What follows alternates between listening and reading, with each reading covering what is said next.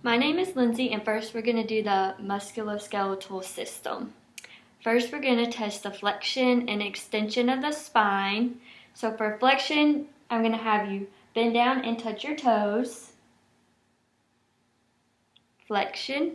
And then for extension, you're going to bend back up and bend towards the back. Okay, for right and left lateral bending, we're going to bend to your right and to your left. Next, we're going to test the external and internal rotation of the spine. So we're going to turn left to right. Okay. Next, we're going to test the flexion and extension of the shoulders.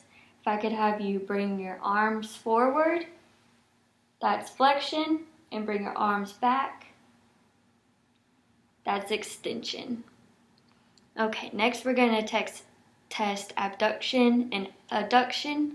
Abduction, you're going to bring your arms up. And adduction, you bring them back down.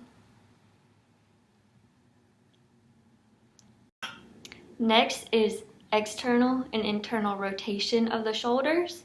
If I could have you put your hands behind your head, internal rotation, and hands behind your back, external rotation. Next, we're going to test the flexion and extension of the hips. I'm going to have you raise your leg all the way up, flexion, and bring it back down, extension. Next, I'm going to test the internal and external rotation. Like I could have you bend your knee into the side, internal rotation, and then external rotation. Okay, next we're going to test abduction and adduction. Abduction, you're going to slide your leg out for abduction, and then slide it back in for adduction.